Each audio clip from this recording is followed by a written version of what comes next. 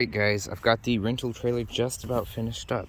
We got the pin made for the latch right there. We've got the jack. I have not modified it from that video I showed where I was struggling with it, but I did get the cord made up. It has a chassis ground built into it in case some cars need that, and because the trailer uses a chassis ground. I've got blinkers right here. These are attached to the blinker and tail light, or brake light I mean. That way you can always know when your brake lights are working or not if a cop is following you. I still have not got new tires. I really need new tires before I can use it. We redid a bunch of wiring and I ran conduits underneath it to hold all the wiring down. All the flooring has been cut and put into place and tacked down all over. I still have not welded or painted this yet either. And right here where the seam was, I spliced it so it doesn't sag or anything. It's super strong. All in all, the trailer is looking very good. It just needs basically tires, paint, and the ramps when I get around to that, but it's looking good. So I'm gonna tell you guys about what I want to do today. Okay, one more quick thing while I'm out here. The wrecked Pathfinder is gone. So the wrecked Pathfinder ended up finally getting towed away by insurance. They're going to inspect it and see if it's repairable. I don't think it is. If it's not repairable, then they're going to give me an estimate and hopefully pay me a reasonable price. I'm really wanting like $3,000 for that car because it was well worth that. And if I can get that, then I'll be buying a new 4Runner. Not a brand new 4Runner, like a 2005 or so 4th gen 4Runner.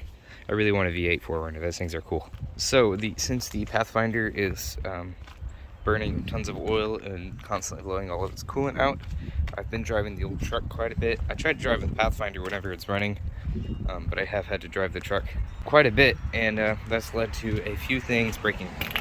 First thing is tires. These are getting a little bit dry rotted and just pretty worn out, the front and rear both.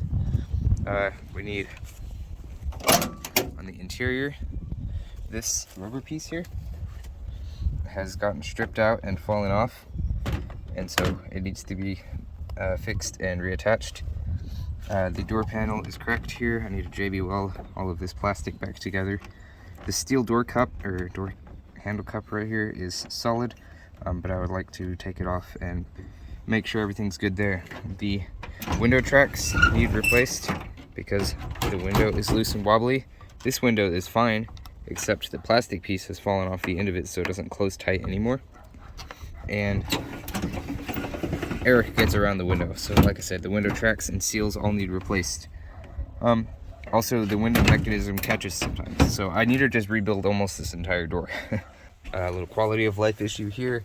This constantly falls down for passengers. I'm thinking about just putting Velcro under there or something that'll hold it up.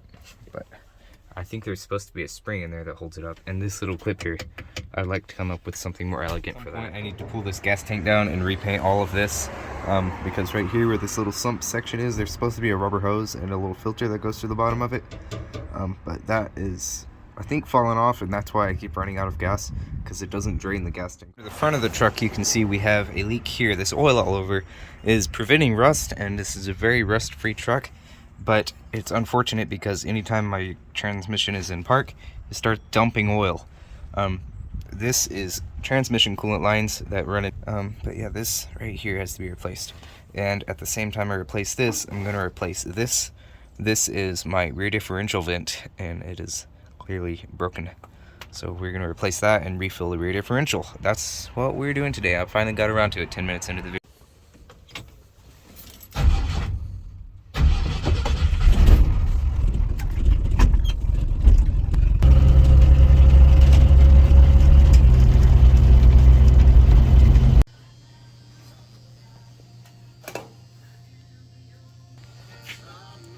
So I ended up getting 1/4-inch fuel line for the transmission cooler line and 3/8 fuel line for the differential vent. I don't know if that's right, I just thought that's what it was.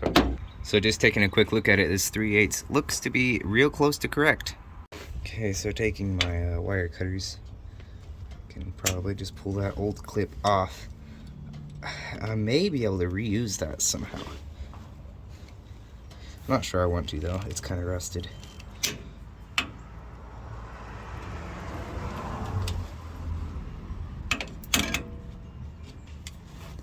So I think what I'm gonna do is work on multiple things today, kind of bounce around.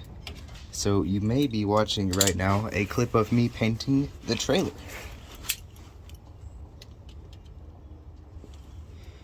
It's funny because in that last video somebody commented on my cheap paint I used for my Honda, and I just bought some even worse paint, most likely, to repaint my trailer again.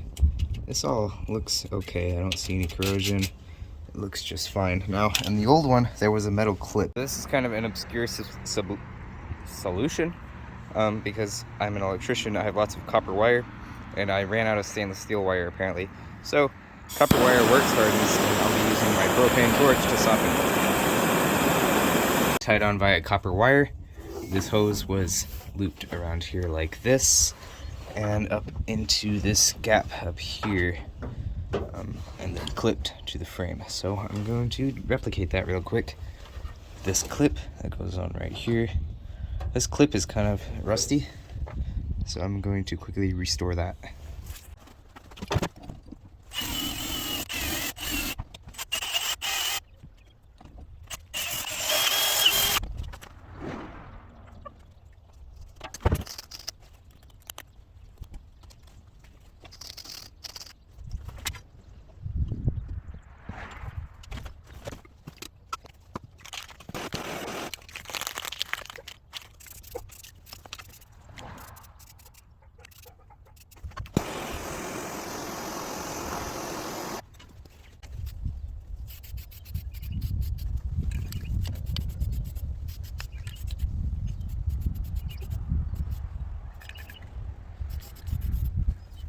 So the last little piece I need to weld is right under there where my brother repaired the frame. Did I say weld? I meant paint. I gotta go under there and paint the frame. So I'm gonna curl under here and do that. Go off the truck project again, but I just got some sheet metal, and I think right here and kind of just up here flush with this railing, I'm gonna build a box with probably a top opening door on it. That way I can put all my straps and anything else in there that will go with the trailer. Just go ahead and build it straight across here to this point here, across here, and then close it all in, and then probably close in the back side as well. I thought about doing part of it with mesh or something so it doesn't fill up with dirt and water. I think I'll just end up drilling holes in it though. I think that'll be more cost effective. This little metal clip restored, and the paint is still tacky. I don't really care. I'm going to install it. Oh no, I dropped it. So yeah, this is just going to clip onto the frame right up here. It's better than it was. So you see how that goes. Voila. Now my vent hose. Hopefully this hose fits. It is honestly slightly larger than the original. As you can see, my truck really needs washed. So all this dirt in here, that's all gonna cause rust. Now, if you own one of these old Fords or any old truck really, you always, every single time you wash it, you have to get your pressure washer and spray it up in behind this fender liner. That's what causes the fender rust. I mean, this has fender rust too, and I wash it every single time in the WD-40 it, because it's gonna rust out even worse if you aren't super careful. But other than that, all of this kind of surface rust on the frame, you don't even have to pressure wash this because it pretty much stops more rust from forming. It usually does a pretty good job of that. Now, the dirt holds moisture. As far as surface rust, it's not that bad. So you can repair these transmission cooler lines like this because they aren't really under that much pressure, very little. If your transmission vent is working correctly, they shouldn't really be under that much pressure at all. And you know, this gets you by in a pinch. The right way to fix it is obviously to replace this line. It's solid steel for a reason, but I see a lot of trucks running the same fix, and you know, it's good enough. Now, unfortunately, transmission fluid is within this line, which is one of my least favorite fluids. It is messy stuff. So taking that off. Ugh. I gotta take off these things. It really sucks knowing the right way to do something and caring about doing something the right way, but simply not being able to afford to.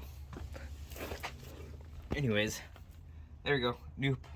New pipe is in, and it should maintain functionality for a little while longer. So unfortunately, that's about all I can afford to do at the moment. I'm still waiting to get a new vehicle. I really, really need a new vehicle.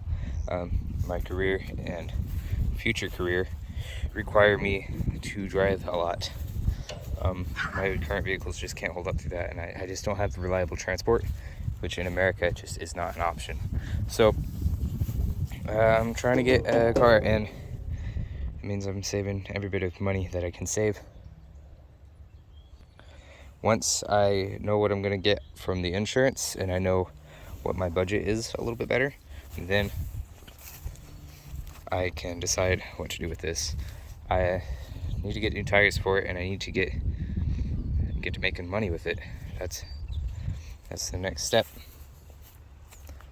I'm excited. I hope you guys are excited as I am, because it's gonna be cool. You know, it's my whole plan, making money.